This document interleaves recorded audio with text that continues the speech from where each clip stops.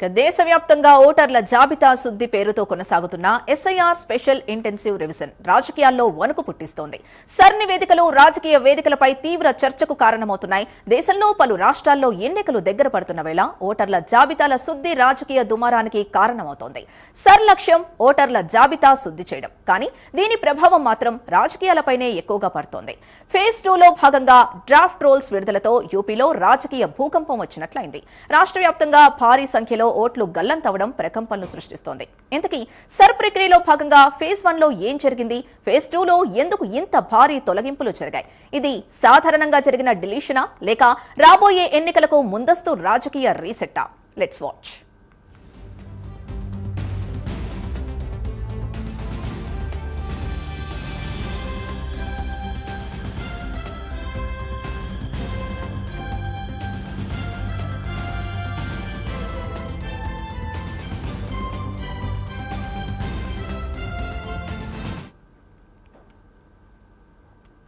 దేశవ్యాప్తంగా పలు రాష్ట్రాల్లో ఓటరు జాబితా ప్రత్యేక సమగ్ర సవరణ ప్రక్రియ కొనసాగుతోంది. ఇందులో భాగంగా ఓటర్ లిస్ట్ ముసాయిదాను జనవరి 6న ఎన్నికల సంఘం రిలీజ్ చేసింది. ఇక ఫేజ్ 1తో పోలిస్తే ఫేజ్ 2లోనే ఎక్కువ ఓట్ల తొలగింపు జరిగింది. ఫేజ్ 1లో పరిమిత రాష్ట్రాల్లో తక్కువ ఓట్ల తొలగింపే జరిగింది. కానీ సెకండ్ ఫేజ్ లో దేశవ్యాప్తంగా 12 రాష్ట్రాలు, కేంద్రపాలిత ప్రాంతాల్లో మొత్తం 6,57,00,000 ఓట్లను తొలగించింది ఎలక్షన్ కమిషన్. ఓట్ల తొలగింపు ప్రభావం ఎక్కువగా ఉత్తరప్రదేశ్ పైనే పడింది. మొత్తం డిలీట్ చేసిన ఓట్లలో యూపీ వాటా 43% కావడం విశేషం. లక్నో, ఘజియాబాద్, కాన్పూర్, మీరట్ లాంటి అర్బన్ డిస్ట్రిక్ట్స్ లో 20 నుంచి 30% ఓట్ల తొలగింపు జరిగింది. రాష్ట్ర వ్యాప్తంగా మొత్తం 2,89,00,000 ఓట్లను తొలగించింది ఈసీ.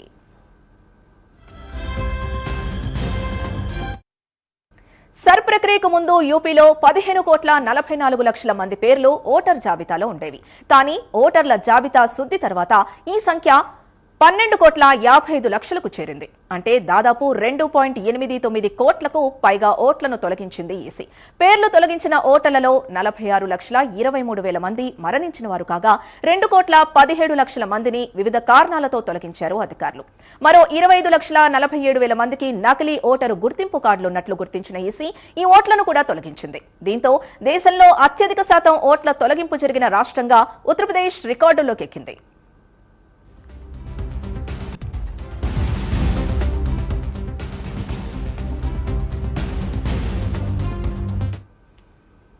సర్ ప్రక్రియ తొలి దశలో భాగంగా గతేడాది బీహార్లో ఈ ప్రక్రియ పూర్తి చేసింది ఈసీ. మొత్తం 65 లక్షల మంది ఓటర్లను తొలగించింది ఈసీ. ఈ ప్రత్యేక సమగ్ర సవరణకు ముందు రాష్ట్రంలో 7,93,00,000 మంది ఓటర్లున్నారు. సర్వేలో భాగంగా రాష్ట్రంలో 52 లక్షల మంది ఓటర్లు సంబంధిత చిరునామాల్లో లేరని వెల్లడైంది.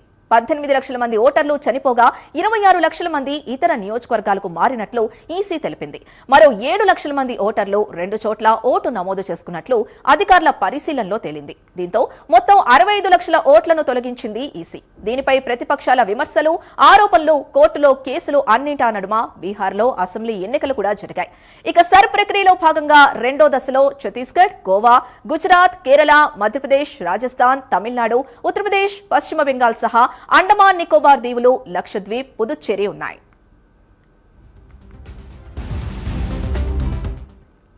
ఫేజ్ 2లో జరిగిన మొత్తం డిలీషన్లలో యూపీలోనే 43% ఓట్ల తొలగింపు జరిగింది. లక్నో, ఘజియాబాద్, కాన్పూర్ నగర్, మీరట్, ప్రయాగ్రాజ్ లాంటి అర్బన్ హై ఓటర్ డెన్సిటీ జిల్లాల్లో 20 నుంచి 30% వరకు ఓట్లు తొలగించబడటం ఇప్పుడు హాట్ టాపిక్ గా మారింది. అయితే ఎన్నికల కమిషన్ మాత్రం కారణం లేకుండా ఓట్లు తొలగించలేదని స్పష్టం చేస్తోంది. ఇతర రాష్ట్రాల్లో ఓటు నమోదు చేసుకున్న వారు, ఇళ్లు మారిన వారు, మృతి చెందిన వారిని మాత్రమే జాబితా నుంచి తొలగించామని వివరణ ఇచ్చింది ఈసీ. అయితే మృతి చెందిన వారి ఓట్ల శాతం 3 నుంచి 4% ఉండగా మెజారిటీ ఓట్ల తొలగింపు మాత్రం షిఫ్టెడ్ ఆబ్సెంట్ కేటగిరీలోనే నమోదయ్యాయి. ఇక తమిళనాడులో 9,74,000 ఓట్ల తొలగింపు జరిగింది. అలాగే గుజరాత్లో 7,37,000, వెస్ట్ బెంగాల్లో 5,82,000, ఛత్తీస్గఢ్లో 2,73,000 ఓట్ల తొలగింపు జరిగింది.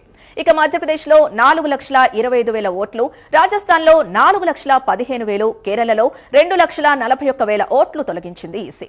గోవా, పుదుచ్చేరిలో 1,00,000 చొప్పున ఓట్లను డిలీట్ చేసింది.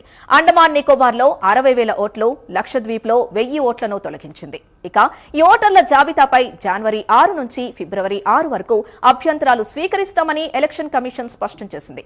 ఆ అభ్యంతరాల్ని పరిష్కరించిన తర్వాత ఓటర్ల తుది జాబితా మార్చి 6న విడుదల చేయనున్నట్లు తెలిపింది. ఇక సెకండ్ ఫేజ్ సర్ నివేదికతో దేశవ్యాప్తంగా రాజకీయ పార్టీలు మండిపడుతున్నాయి. ఇది నిజంగా ఓటర్ల జాబితా శుద్ధి ప్రక్రియనా లేక రాబోయే ఎన్నికల్ని టార్గెట్ గా చేసుకుని ఓటర్ బేస్ మార్చే వ్యూహమా అంటూ కేంద్రంపై ప్రతిపక్షాలు ఆగ్రహం వ్యక్తం చేస్తున్నాయి. ఇక ఓటర్ జాబితా శుద్ధి పేరుతో జరుగుతున్న ఈ ప్రక్రియ పరిపాలన చర్యగా మిగులుతుందా లేక రాజకీయ వ్యూహంగా మారుతుందా? రాబోయే ఎన్నికల్లో దీని ప్రభావం ఎంతవరకు ఉంటుందనేది తెలియాలంటే వేచి చూడాలి.